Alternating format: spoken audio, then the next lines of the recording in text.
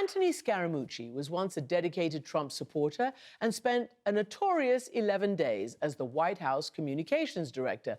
But since 2019, he's opposed the former president's re-election, and he's now joining us from Las Vegas. Anthony Scaramucci, welcome to the program.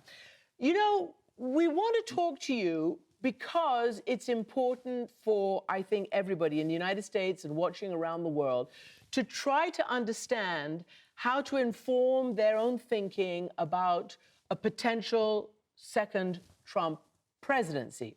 And since you were there for a good long time, we thought we'd start by asking you, based on what he has already done in office. But first, I want to start with the trials. As we mentioned, what's just happened, he was given a bit of a lifeline yesterday. The amount of bond that he was told, like nearly $500 million, was reduced.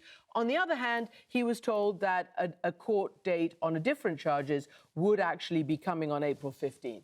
So where do you think he stands politically and, you know, with his faithful right now?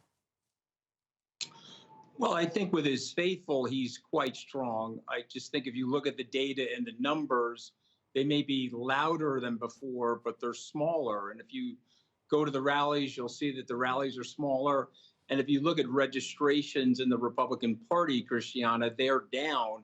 So the combination of those two things do not bode well for the president. As it relates to his mindset, you know, he'll take one day at a time. He's a very good compartmentalizer. But this is wreaking havoc on him because he's got the money he's got to put up. It's not clear that he has that money. Of course, when he says he has it, that's probably a tell that he doesn't have it. And then he's got the criminal proceeding coming up, and he knows that his former lawyer, Michael Cohen, went to jail for that very same fact set. So that's going to be a difficult case for him as well. And last but not least, he's not raising money. And so President Biden has a surplus differential of about $45 million right now.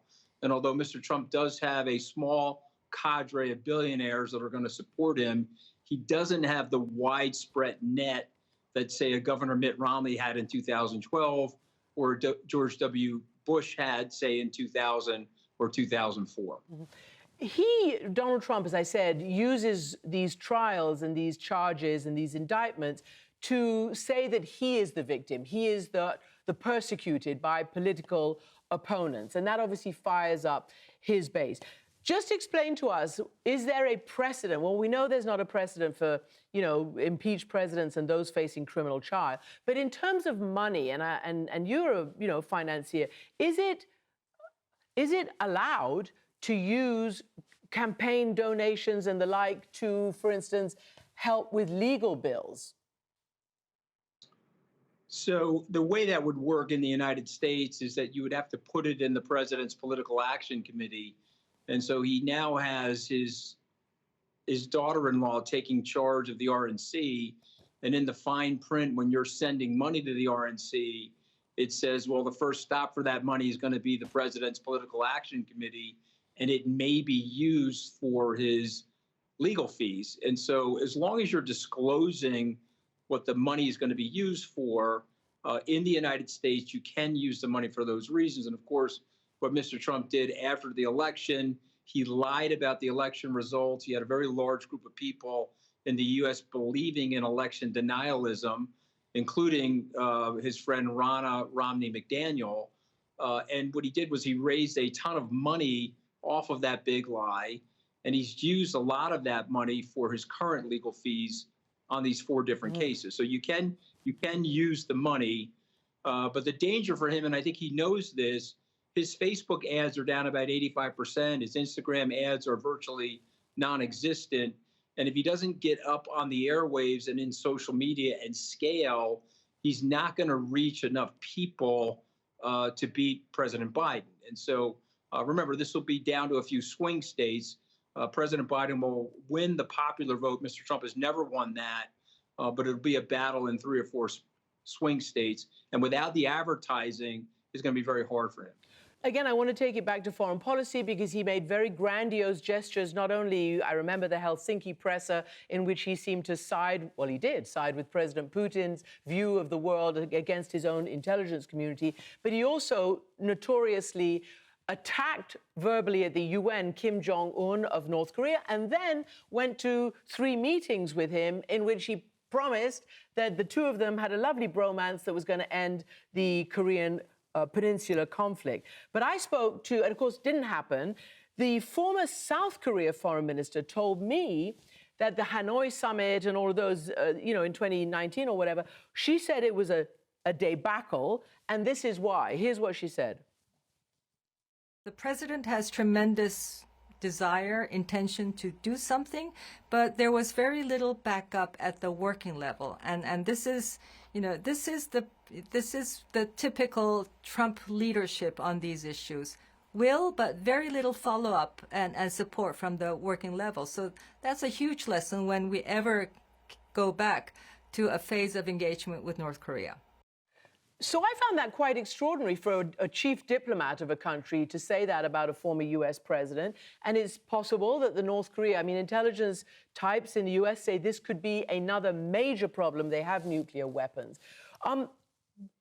What happens if Trump inserts himself into Israel-Palestine or North Korea in a second term? What do you think would come of it? Well, let's take them separately. On the North Korean issue, I think the State Department has ultimately been right.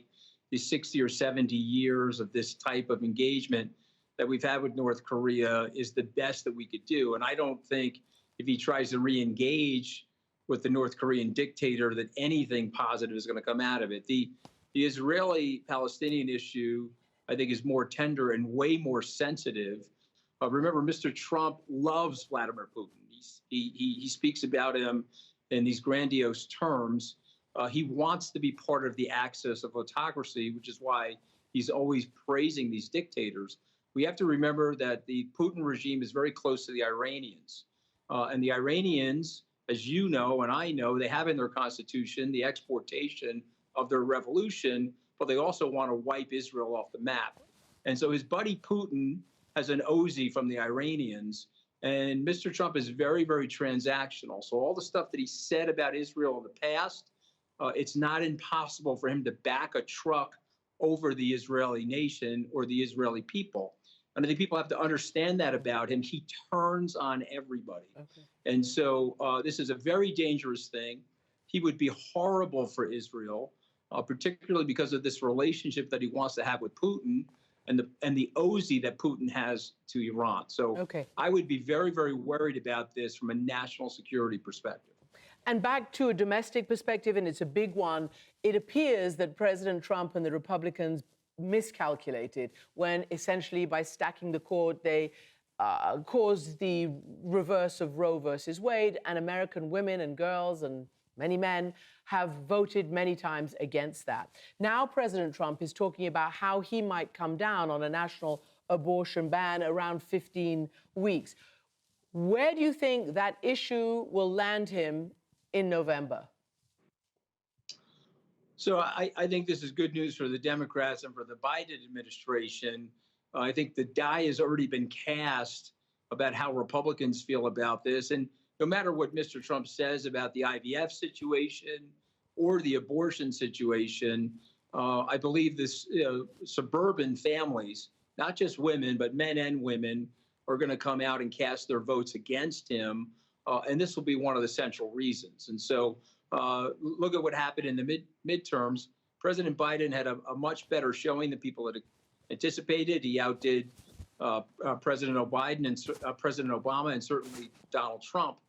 And so for me, I think this is a core critical issue that we have to explain to the American people going forward. And this is the good news about this extremism in the Republican Party. It will catch up to them in November. I've got 30 seconds. I didn't ask you about your experience. What about your experience in the White House makes you think this now? 15 seconds. Just the guy's crazy. I don't have enough time to explain it all, Christiana. You would need a phone book of all the things that he's done, but he's crazy, and you don't need a leader like that on the global stage again. And we're going to work very, very hard to make sure that doesn't happen. Anthony Scaramucci, thank you so much for joining us.